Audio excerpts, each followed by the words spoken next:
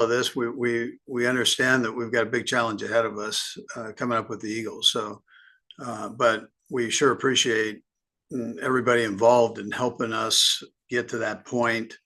It always starts with the Hunt family and the great job in which they do of supporting and giving us opportunities to be successful. Mark Donovan, who he doesn't get a whole lot of credit from anybody, but he's the president of the organization and really does a ton for the organization in so many different ways, and helps bring this community in to be a part of what we do. And and then Brett Veach for the great job that he and his crew do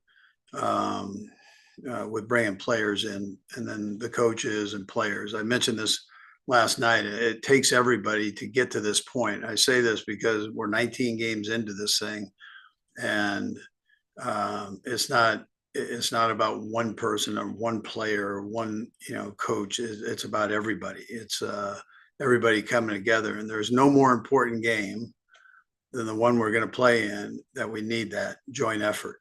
And the other team that we're playing, the Eagles, they're there for a reason, is because they're a good football team. And so we've got to make sure that we keep everything together and work and get a nice plan together for this group. Anyways, with that, time's yours. Let's start with Sarin. Go ahead, Sarin.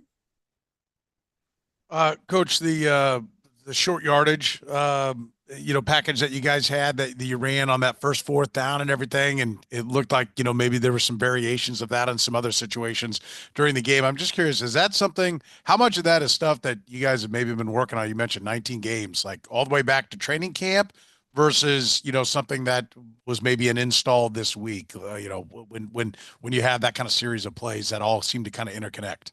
Yeah, sure. Some of them we've worked on before. You always add a little wrinkle here and there to them as you go, and you feel the comfort of how the plays being executed in practice. So, but we've experimented with those all the way back to the off season and into camp. I would tell you that Coach Heck does a great job with the run game and putting that together, and so I've always mentioned that he gets everybody involved, but he comes up with some pretty good things there. So, my hat goes off to him. We'll go next to Jesse. Go ahead, Jesse. Hey, Andy, I know you said after the game last night that the 3rd and 9, the pass to Piran, you guys had a timeout to kind of talk things over. Can you just talk through the thought process of that play call? Yeah, so on that, Jesse, we go through and we look at this before the game, like if it comes down to a 3rd down or 4th down and games on the line, we talk to the quarterbacks about it, the coaches talk about it.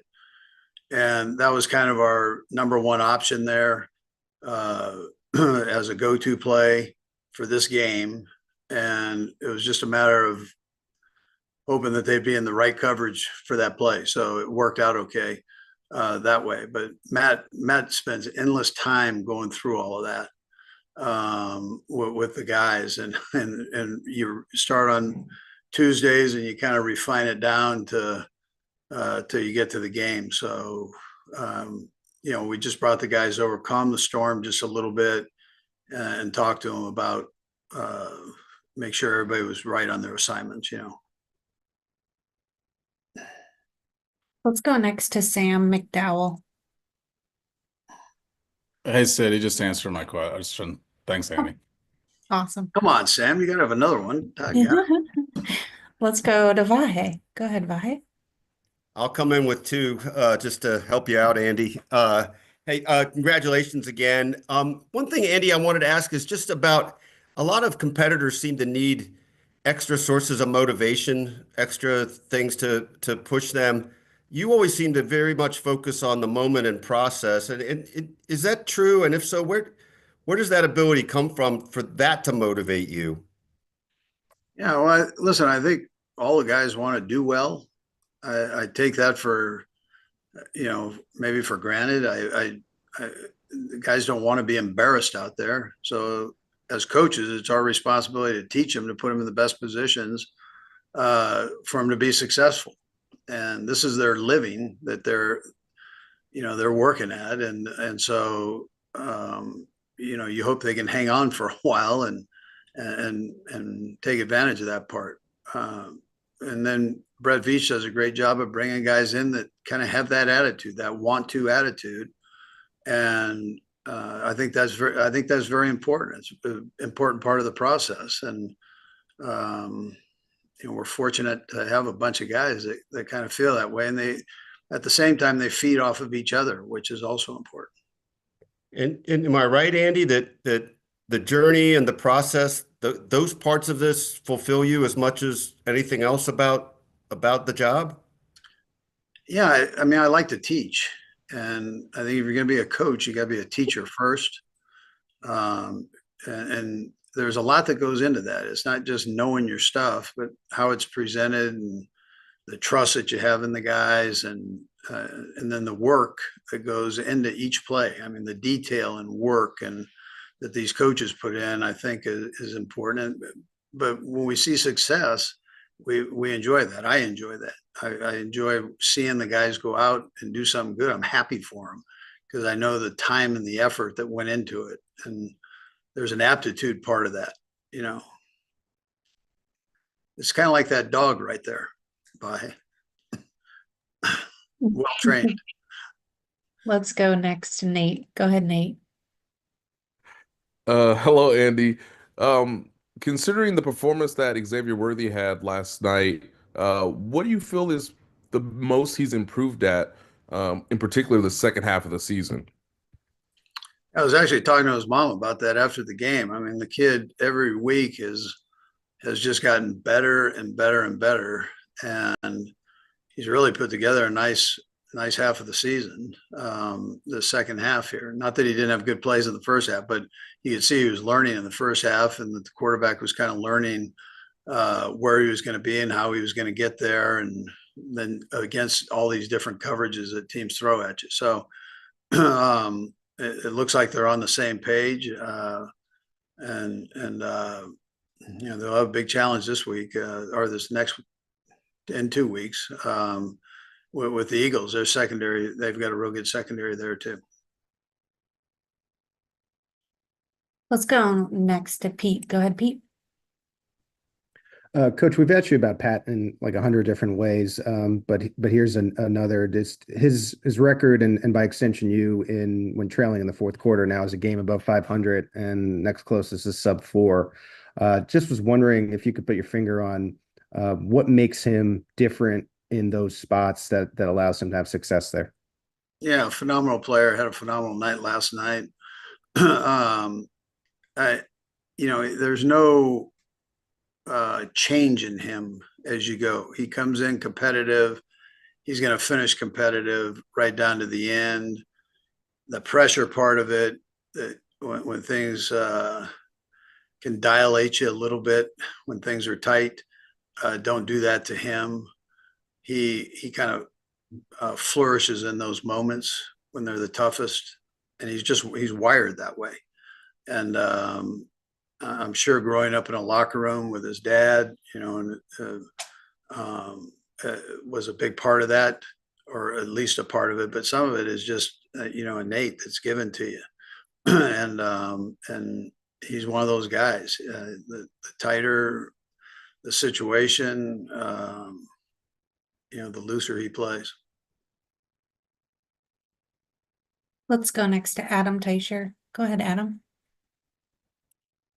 Hey, Andy, you were talking after the game last night about the parity in the league and how it's hard to win games, much less championships.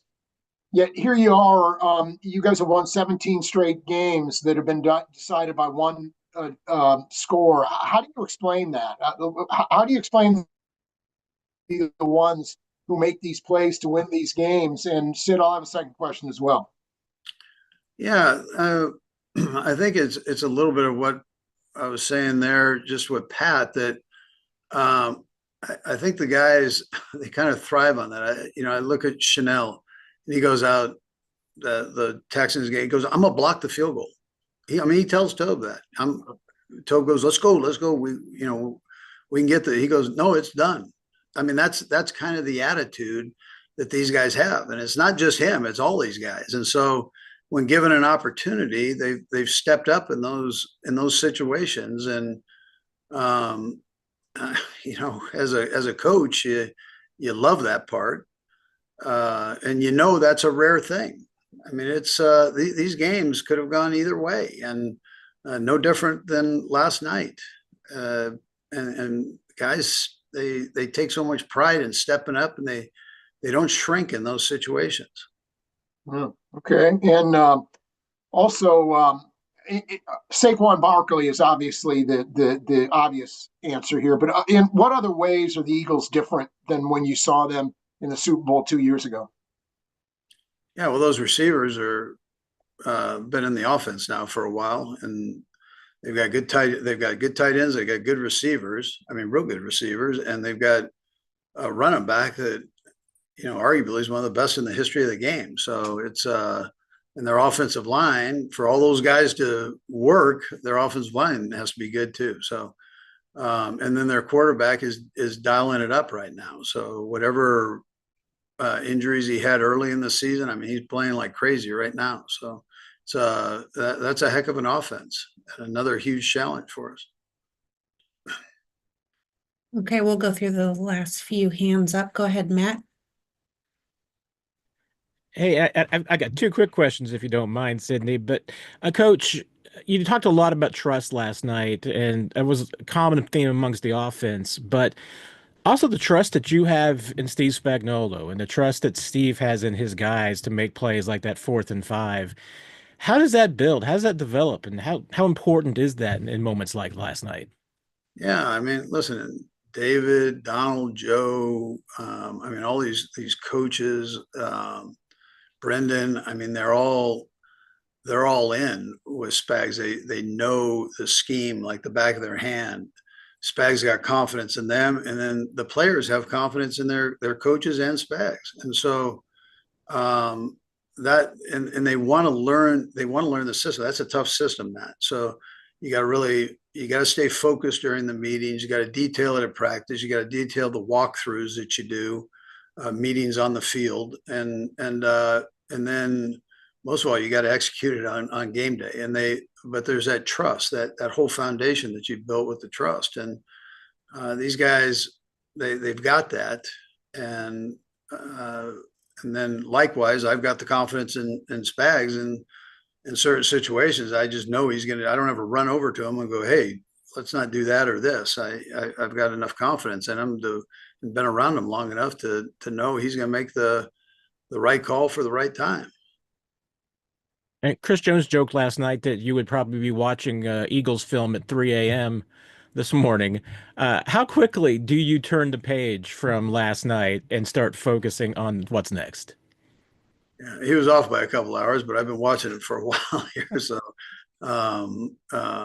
yeah, I try to get back on it. Listen, it's about the game, right? It's about how you perform in the game, and the Eagles didn't get there because they're not a good team. The Eagles got there because they're the best team in the NFC. They're a great football team. And so, as coaches, we got to dig in and get going and make sure that we can feed the players a good game plan for them. And most of that work, Matt, gets done this week. I know it's a 2-week period before the game, but once you get down to New Orleans, it's a bit chaotic. So you want to make sure you take care of business now. Okay, let's go next to Todd. Go ahead, Todd. Yeah, Coach, you get a lot of guys who've been through this stuff. What sort of energy do you get from the new guys who haven't been through this? The DeAndres and Hollywoods and all those guys. What sort of spark do they give you that maybe you don't get from everybody else because they haven't been through it before? No, that's a great question, Todd. I love that part. I went around all those guys, man. I was so happy for them. And just seeing Kareem standing there going, wow, this is unbelievable. Or DJ jumping up and down, who's been in this league a while and been through a few things, or or DeAndre, man, he had a smile on his face. It was a mile wide. So, I mean, all those things. P. Ryan goes and helps seal the game for us. New addition, and all that stuff is great. I mean, that's why you do this. That's why you do this as a coach. I mean, it's just to get to see those guys achieve like they've achieved here. We'll go ahead to Matt. Hey, Andy, congratulations. The offense putting up 32 points, the most you've had in a game this season. I'm wondering if that's a trend you've been seeing over the last few weeks, and as part of that, just getting bodies healthy and just, opening up the playbook a little more once you get to this stage in the season. Yeah, sure. Well, it was good. It was a good day to get over 30. I mean, you knew that you were going to somewhere do that, and there was no better time than against that team because they've got an explosive offense. So, and yeah, you knew you were going to have to go for it for whatever term you want to use, but there's certain situations where you gotta cut it loose a little bit, and I think we're at that point where guys are back healthy and they've been able to practice fast with Pat, and then you cut it loose a little bit. Yes. Okay, last two, we'll revisit to Vahe. Andy, you mentioned particularly spending a moment with Kareem last night. I wonder if you could just describe what gave you faith that this would work out this way, and maybe your appreciation of his own circumstances after the way it ended here the first time. Yeah, no, he called me, Vahe. I mean, he just said he wanted to be there. I knew he had changed. I spent some time with him at Pat's wedding, and so and he, he's got a good heart. Even when he went through his deal, he's got a good heart. So I had, confidence that he could jump in and help us. And I knew he wanted to redeem himself amongst the community and kind of get that part that people can change, and I'm changed is what he's saying. So I think that's been a positive. Okay, close us out, Sarin. Coach, I was wondering if you could give us a little clarity about the review on fourth down. It didn't seem like there was maybe a declaration of what they were calling initially, and then when the official made the call, he said the call stands. Yet that would seem to indicate that there was a challenge. Yet there was no timeout charged. What all was, did you have an explanation or were you aware of what all was happening and why they were reviewing without a challenge and what the initial call was, all of that stuff that was going on at that time? Yeah, sure. They can they can do that on scores, first downs. They can do whatever they want to do with those. From New York, that's all part of it, and I think that's a positive thing.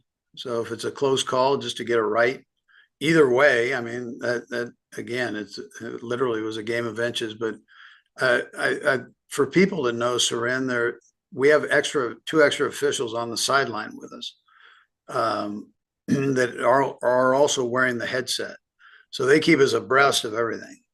Every call, they're dialed in with the officials on the field, and so we have an idea of they let you know what's going on at all times. And so to answer your question, yeah, I did know. I got it. There were a couple other things that went on in the game that they worked out. That one just happened to take the longest because it was so close, Okay, that's all for you, Coach. Thank you. Okay, thank you.